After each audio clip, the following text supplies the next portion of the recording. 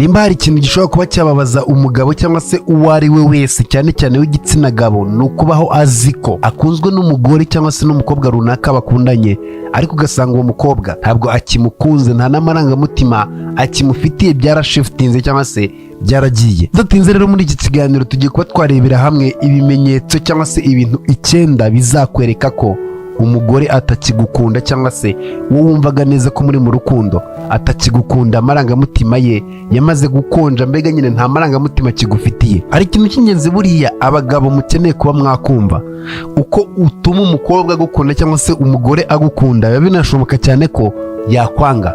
Ibishobora kuba byatuma yakwanga birahari, nabyo byasaba ko tubikorera icyacyo kiganiro, ariko muri iki kiganiro ntabwo ari byo twaje kuba twarebera hamwe. Ibyo twaje kuba twarebera hamwe ni ibimenyetso bishobora kuba byakwereka ko umugore atakigukunda byarangiye, cyangwa se amarangamutima ye yaragufitiye yamaze kwigendera nka nyomberi.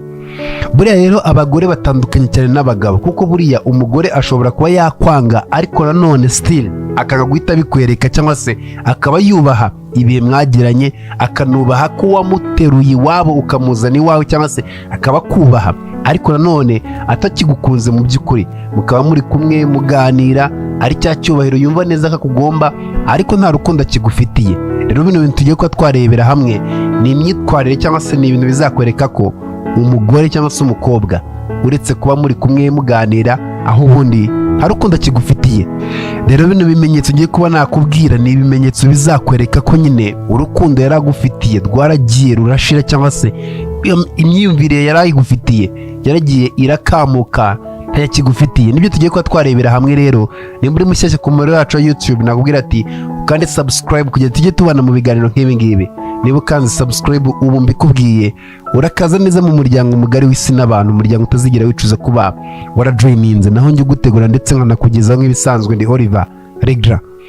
Ikintu cya mbere azakora mu gihe umugore yamaze kuba yaguhaga cyangwa se nta rukundo akigufitiye, kwa kundi mwateranaga amagambo ukabona murimo murarwana nyine, cyangwa se ukabona nyine hari utuntu tw'imirwano turi hagati yanyu, iyo mirwano izahita ihagarara. Ntabwo azongera guserera nawe, ntabwo azongera kurwana nawe, no, bizaba birangiye. Hari ikintu mba ngira ngo usobanukirwe wumve, buriya umugore cyangwa se umukobwa kuba mwaserera mugaterana amagambo mukarwana nta ribi cyangwa se nta n'umutima mubi ubu birimo, ahubwo ikiba gihari nuko umuntu ugukunda we nyawe ari igitsina gore, kuba mwaterana amagambo rimwe na rimwe akanarakara, oya nta kibazo kiba kibirimo. Rero umugore namara kuba yaguhaga cyangwa se namara kuba yakurambirwa, ntabwo azongera guserera nawe cyangwa se ngo aterane amagambo nawe, bya bindi wamukoreraga akababara mugaserera mugaterana amagambo ntibigende neza, mbega nyine ukabona hari rwaserera iri serious, uzajya ubikora ubona ariturije, ntagire ikindi yongera kuba yakubwira. Urimo urabikora, mbere warabikoraga mukaguruka, ariko buri kubikora ukabona ntacyo akubwiye.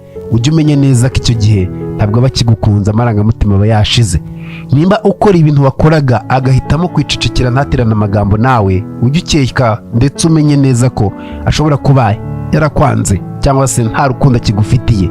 Ahangaha ni hahandi umugore nyine aba avuga ati uno muntu ntacyo ntakoze kugira ngo byibuze ahinduke cyangwa se mwereke ko mufitiye amarangamutima, yanze kubyumva. Rero iki gihe ntabwo nzongera guterana amagambo nawe, nzajya mwihorera akora ibyo ashaka, igihe nikigera niyumva arambiwe azijyana. Nuko nguko rero atangira kuba yabibara. Rero ntuzajya ubona bya bindi wakoraga bikamubabaza agatera induru hejuru, mugaserera ukabona uri kubikora ntagire icyo akubwira, ntanarakare, mbega nyine ukabona wapi kabisa ubikore nk'uko ubishaka, ariko njye nta jambo ndibuze kuba nakubwira. Nushaka kujya ukekeranya umenye neza ko ari itangira ry'irangira ry'umubano wanyu, kuko aba yaramaze kurambirwa dia. Ikintu cya kabiri, azahagarika kugusangiza byinshi cyane byerekeye n'umunsi we. Buriya akenshi cyane iyo umugore agukunda cyangwa se iyo umukobwa agukunda akuganiriza byose, akakubwira ati byagenze gutya uno munsi yararara, byose nyine akagushyira hasi cyangwa se akabikwereka, kubera ko aba yumva neza ko nyine akwiyumvamo, kuba yagusangiza byose bye nta kibazo. Ariko nanoneho niyumva atangiye kubivamo cyangwa se nta rukundo akigufitiye, nta kindi kintu azakora, azahagarika kuba yagusangiza bya bindi nyine byerekeranye n'umunsi we uburyo wagenze. Aha ni hahandi uzajya ubona nyine yahagaritse kukubwira birya wumva neza ko nyine bifite akamaro. Hari ibintu ubuzi neza ko atabura kuba yakubwira, cyangwa se hari inkuru ubuzi neza ko atagomba kuba yabura kuba yazikuganiriza. ariko suddenly cyangwa se biraho bitunguranye ukabona yahagaritse kuba yazikuganiriza, ntagishaka no kugira ibintu byinshi muri buze kuba mwaganira. Mbega nyine urabonye araje avuye ku kazi cyangwa se nanone araguhamagaye, ariko still bya bindi yakubwiraga byagenze gutya yabwanutse ntabwo akibikubwira. Ani ahandi numubaza ibibazo azajya bigusubiza, mbega nyine bikomeze kuba byamera gutyo, ntabwo akiri wa mugore waruzi. Ani ahandi uzajya ubona ibiganiro mwagiranaga cyangwa se conversation zimeze nkaho zero limited, cyangwa se ibiganiro bimeze nkaho nyine bifite aho bigarukira, ntabwo akisanzuye. Rero iyo umuntu yumva neza ko atakigomba kuba yakubwira cyangwa se akumva neza ko ari ibyo atagomba kuba yakubwira, ujye umenya neza ko aba ari ikimenyetso kikwereka ko bishoboka cyane ko uwo muntu bishoboka ko atakigukunze. Ikintu bita communication nibyo bituma umubano uramba ndetse umubano ugasugira ugasagamba. Rero communication iyo ibuze icyo gihe ujye umenya neza ko haba habuze ikintu kinini cyane mu mubano wanyu. Abagore rero iyo batakigukunze baba bumva neza ko nta n'icyo mwaba muganira, mbega nyine batangira guhagarika icyabahuzaga, mbega nyine ibyo mwaganiraga byose agaca umubano, ukajya ubona ntakiri na interest cyane yo kuganira nawe. Nimba rero wumva neza ko ugikeneye ko umubano wanyu ukomeza kuba wabaho, ugomba gushaka uburyo uri buze kuba wagarura wa mubano wa kera, cyangwa se ushaka uburyo muri buze kuba mwakongera kuba mwaganira. Ikintu cya gatatu kizakwereka ko umuntu atakigukunze nuko azatangira kugukritika, azatangira kukwereka amakosa rimwe na rimwe utaruzi ko ufite. Mbega nyine ni umuntu utangira kukwereka ko hari ibintu nyine bitari byiza usigaye ukora, cyangwa se akagukritika kuri twa tuntu wabonaga neza nta n'icyo tumutwaye, ariko at the end of time icyo gihe agatangira kuba yatugarura. Buriya kuba umukobwa mukundana cyangwa se uwo muri mu mubano ashobora kuba yagukritika, cyangwa se rimwe na rimwe ntihagire ibyo mwumvikana neza, akaba yakubwira ati bigenze gutya, cyangwa se akakwereka ikitagenda, ni ibintu bisanzwe, kubera ko hari ukugukritika biri constructive, cyangwa se biri buze kuba byagira icyo bihindura nyine. Ariko noneho icyo abagiye kuba yakora azajya abikora bitari buze kugira icyo bihindura. Tugiye zaba bikora mu gihe arimo aragusenya, cyangwa se azajya abikora mu gihe ashaka kugusenya mu buryo buri negative nyine. Ni handi azajya kubwira ibintu bitari buze kuba byagufasha kwiyubaka, ahubwo bizajya bigufasha kuba byagushyira hasi, cyangwa se bitume wowe wumva neza ko utisanzuye. Rero niba mutakiganira neza, cyangwa se ugatangira kumva ko ibiganiro byanyu bitangiye kwivangamo rwasera, cyangwa se rwasera ariyo itangiye kuba yagenda iganza ibiganiro byanyu, ujye umenya neza ko ari ikibazo cy'igihe muba mugiye kuba mwatandukana, break up biri hafi. Rero uzajya ubona bimeze gutyo, ugomba gushaka igihe cya nyacyo mukaganira, ukamenya ikirimo kirajyamo mbere. Biba bishoboka cyane ko afite ikintu bita personal challenge, cyangwa se afite ibintu arimo arahura nabyo, aba arimo ararwana nabyo wowe utanabizi. Ibi bintu ntuzagire rero ngo bizarangira gutyo, kuko uzasanga atangiye no kubikorera ahantu abantu bose bari kuri public, ukabona muri kumwe mwasohokanye atangiye kugukritika, cyangwa se atangiye kuba yagukorera nyine ibintu utari buze kuba wakishimira, kandi uri ahantu buri muntu wese arimo arabona.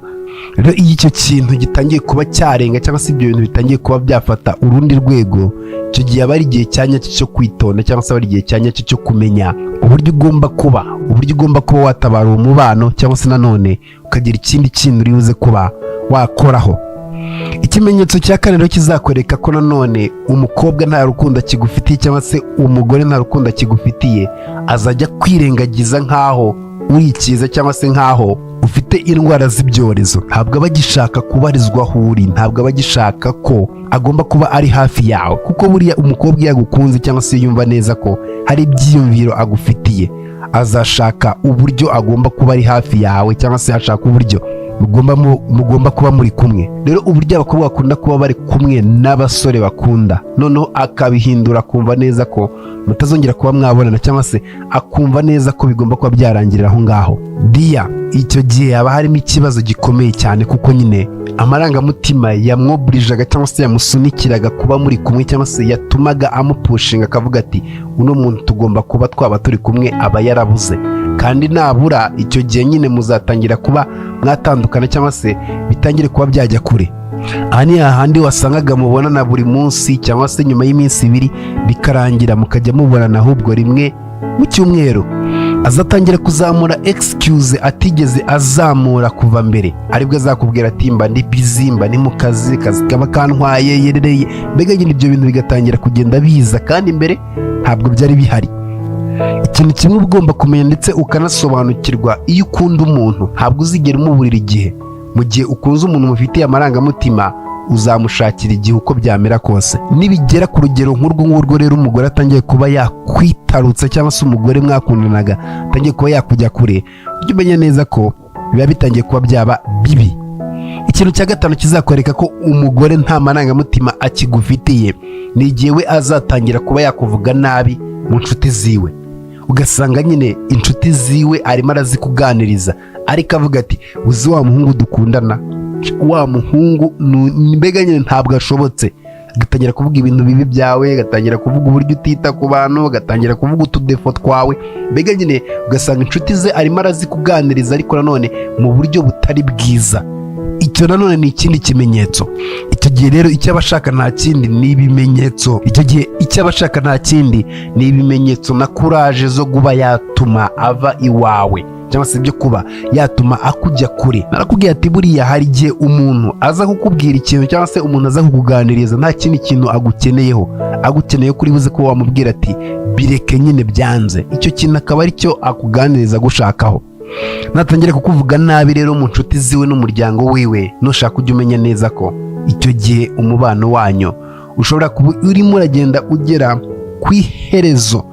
Ikintu rero cya gatandatu, nubona yatangiye kuba umuntu wigenga cyane kurenza uko yari ameze mbere. Hari igihe nyine umuntu yigenga pe ukabona ko arimo arigenga biri full.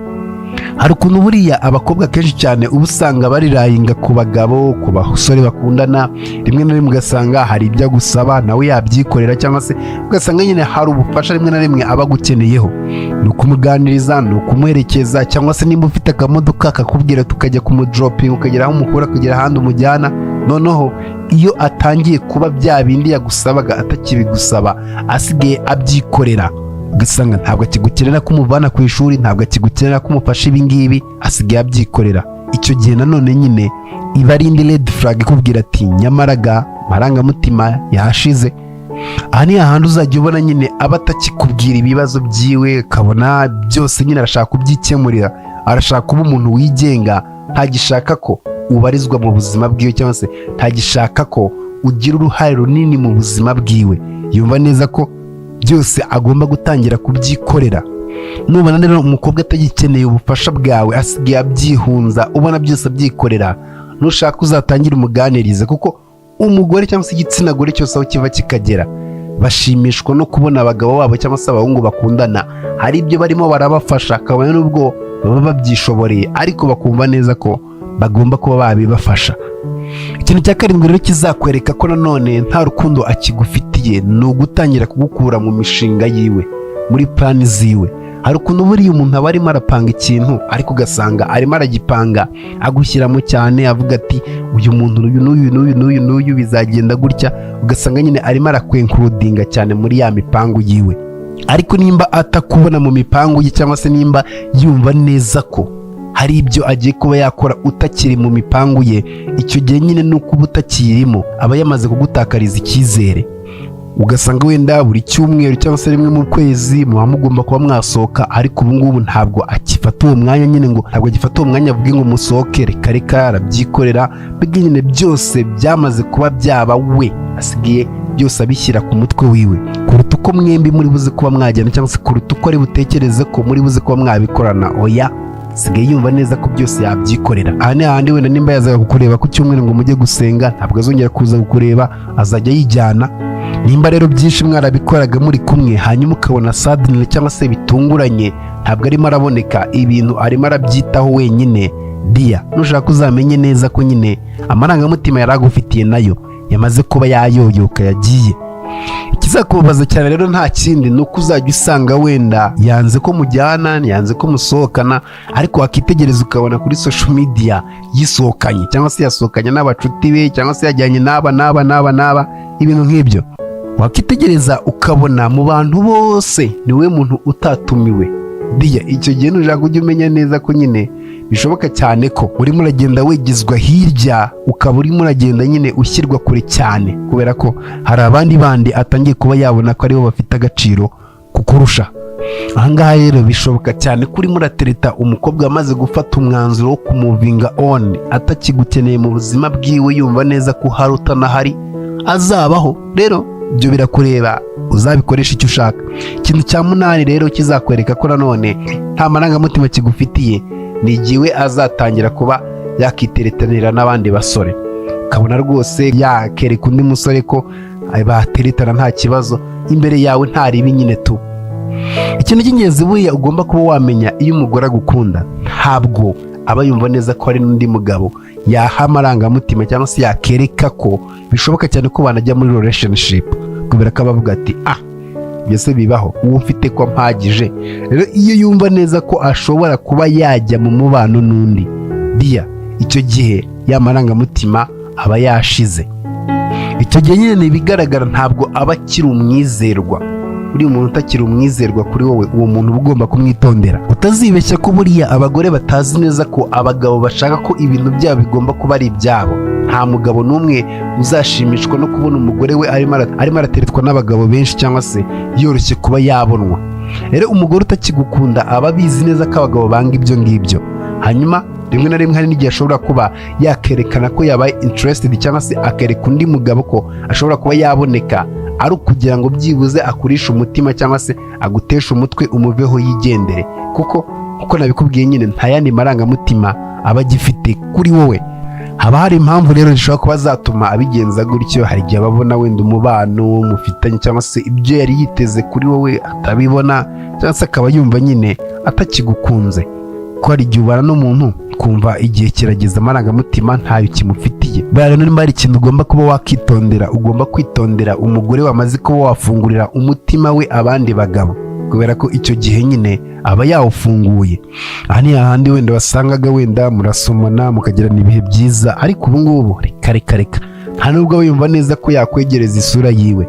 Reka ngire ikintu kimwe nkubwira, buriya iyo umugore atakigukunda cyangwa se umukobwa atakigukunda, ntabwo yakigera gusoma, never. Arakureba akakuburira igisobanuro. Aha ni hahandi uzajya ugerageza kuba wamusoma akaguha impamvu nyinshi cyane zituma atakora ibyo ngibyo, cyangwa se akakubwira ati kubera ibi n'ibi ntabwo biri bukunde, kandi koko nyine akabyanga.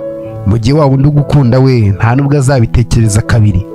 Ikintu cya 10 rero kizakwereka ko nanone umugore atakigukunda ni umutimanama wawe. Kwa kundi wiyumvamo nyine ukavuga ati nyamaraga nubwo ibi bintu bimeze gutya, ntabwo ibintu bimeze neza. Buriya ikintu cyose kigiye kuba cyakubaho, nawe ubwawe hari igihe uba urimo urabona ibindi bimenyetso bitandukanye cyane n'ibyo urimo urabona cyangwa se n'ibyo nkubwiye. Buriya umuntu wese ikintu kigiye kuba cyamubaho akenshi cyane aba akizi cyangwa se aba akibona, ahubwo icyo akora arabyirengagiza. Nubona bikomeje kuba byafata umurego cyangwa se bikomeje kuba byarenga uko ubibona, byaba byiza ukamwicaza mukaganira, ukamubwira ati n'ibiki birimo birajyamo mbere, kaganira birambuye. Cyangwa se nanone nimba ubona nanone ataguye icyo gihe, ujye umenya neza ko nyine hari uko bimeze, ugomba guhebera urwaje ukemera ko nyine nta rukundo rukibarizwa hagati yanyu mwembi. Urukundo ni ikintu kinini kandi kigari cyane, benshi cyane barabishobora, abandi nabo bikabananira. Nibyanga rero ntuzumve neza ko hari ishyano ryabaye cyangwa se hari ikindi gikuba cyacitse. Biba bishoboka cyane, ushobora kuba yakwanga ejo ukabona undi nawe akakwanga. Icy'ingenzi